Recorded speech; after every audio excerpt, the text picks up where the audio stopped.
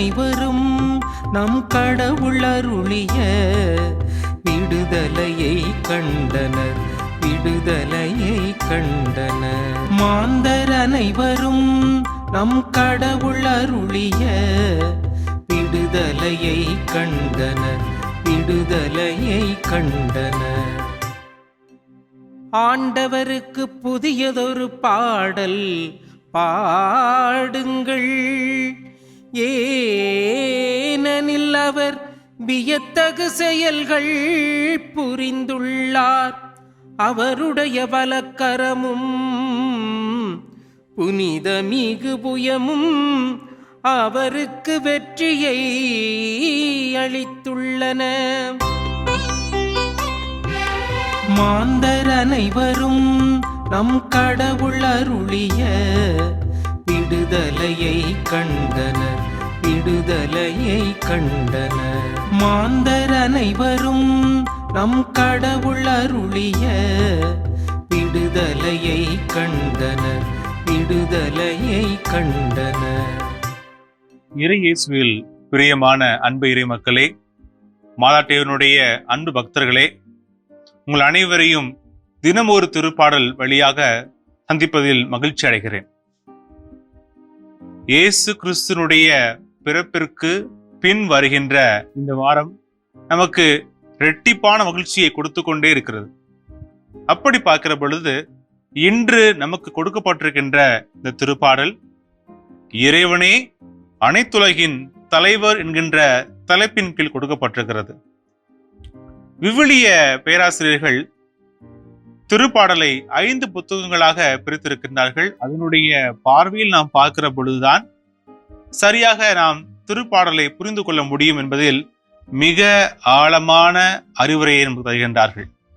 அப்படி பார்க்கிற பொழுது நாம் இன்று தியானிக்க இருக்கின்ற இந்த திருப்பாடல் 3வது புத்தகத்திலிருந்து நமக்கு கொடுக்கப்பட்டிருக்கிறது. திருப்பாடல் எண் 98. இறைவனே உண்மையான அரசன் என்பதை எண்பித்து காட்டுவதற்காக 7 திருப்பாடல்கள் நமக்கு இந்த 180 திருப்பாடல்கள் இருக்கிறது. சொல்ல போனால் 47, 93, 95, 96, 97, 98, 99. அப்படி என்றால் இறைவனே உண்மையான அரசன் என்பதை எடுத்து காட்டும் விதமாக கொடுக்கப்பட்டிருக்கின்ற இந்த திருப்பாடல் 98 9 வசனங்களை கொண்டதாக அமைந்திருக்கிறது.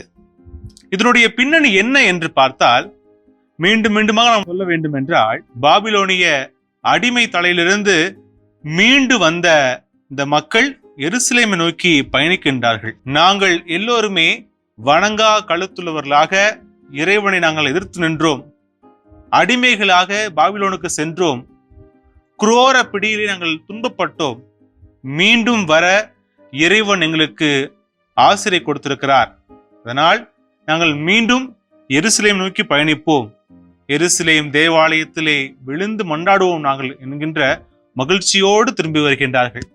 ஒரு புது வாழ்வுக்காக, ஒரு புத்துணர்வுக்காக, புதிய காற்றை சுவாசிக்க இந்த திருப்பாடல் நமக்கு பயன்படுகிறது. இறைவனை நாம் புகழ வேண்டும் என்பது ஆகச்சிறந்த ஒன்றாக இருக்கிறது. அதற்கு பயன்படுகின்ற இந்த திருப்பாடல் எண் 98 மிக சிறப்பாக இருக்கின்றது. இதை 3 பகுதிகளாக நாம் பிரிக்கலாம்.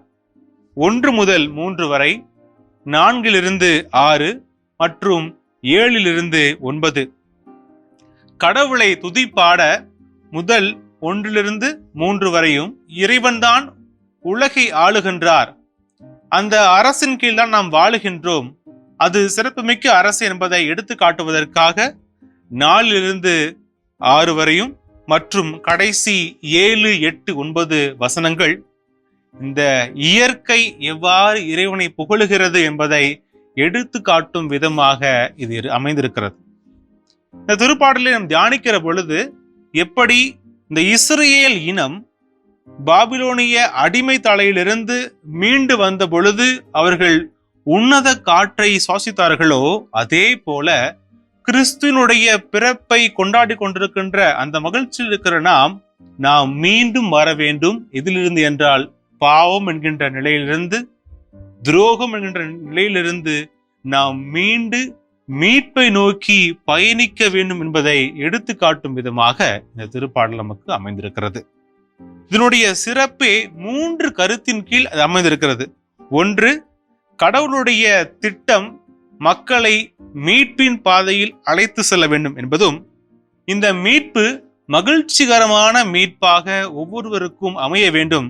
காரணம், இந்த மீட்பை சுதந்திரித்துக் கொள்கின்ற ஒவ்வொருவரும் அதை முழுமையாக அனுபவிக்க வேண்டும், எந்த ஒரு குறையும் அவர்களிடத்திலே இருக்காது என்பதை எடுத்து காட்டும் விதமாகவும், மேலும் நம்முடைய நீதி தீர்ப்பு நாளிலே நாம் உண்மையின் மக்களாக வாழ வேண்டும் என்றால் நாம் மீண்டு வர வேண்டும், திரும்பி வர வேண்டும்.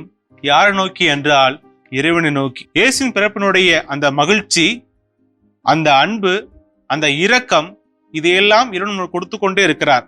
அதை பெற்றுக்கொண்ட அதை நாம் பகிர்கிறோமா என்பதை சிந்திக்க இந்த திருப்பாடல் நமக்கு வழிவகுக்கிறது. இன்னும் நாம் குறிப்பிட்டு சொல்ல வேண்டும் என்றால், நாம் திரும்பி வருகிற பொழுதுதான் இறைவனை உண்மையான மனதோடு ஏற்றுக்கொள்ள முடியும். எதுவுமே முதலில் இலவசமாக கிடைத்து விட்டது என்றால் அதிலே சுவாரஸ்யம் இருக்காது. மாறாக எப்பொழுது இறைவனுடைய அருளை நாம் சரியாக பெற்றுக்கொள்கின்றோமோ அப்பொழுதுதான் நாம் அவருடைய மக்களாக வாழ முடியும். ஆக இந்த திருப்பாடல் நாம் இறைவனை புகழ, இறைவனே நம் அரசர் என்பதை எடுத்து காட்டும் விதமாக கொடுத்திருக்கிறது. நாம் நம்முடைய வாழ்க்கையிலே இறைவன்தான் எனக்கு அனைத்துமாக இருக்கிறார் என்பதை ஏற்றுக்கொண்டு நாம் பயணிப்போம். ஜெபிப்போமா?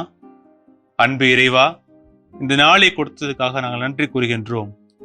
குறிப்பாக இந்த நாளிலே நாங்கள் தியானித்த இந்த திருப்பாடல் எங்களுடைய வாழ்வுக்கு ஏற்ற வகையிலே அமைந்திருக்கின்றது. நாங்கள் பாவத்திலிருந்து மீண்டு வர, புதிய காற்றை சுவாசிக்க, புத்துணர்வோடு, விடுதலை உணர்வோடு நாங்கள் உம்மிடம் திரும்பி வர நீ எங்களுக்கு கொடுத்திருக்கின்ற இந்த திருப்பாடல் உண்மையிலுமே இந்த உலகத்திலே நாங்கள் பாவம், துரோகம் என்கின்ற நிலையிலிருந்து, துன்பம் என்கின்ற நிலையிலிருந்து மகிழ்வு என்கின்ற நிலைக்கு திரும்பி வர இது எங்களுக்கு உதவுவதாக. தந்தையே, உம்முடைய அருளால் உம்முடைய பிறப்பின் மகிழ்ச்சி எங்களுக்கு அனைத்தையும் கொடுத்து வழிநடத்தும்படியாக கெஞ்சி கொண்டாடுகின்றோம். நல்ல தாயே, தந்தையே, ஆமேன்.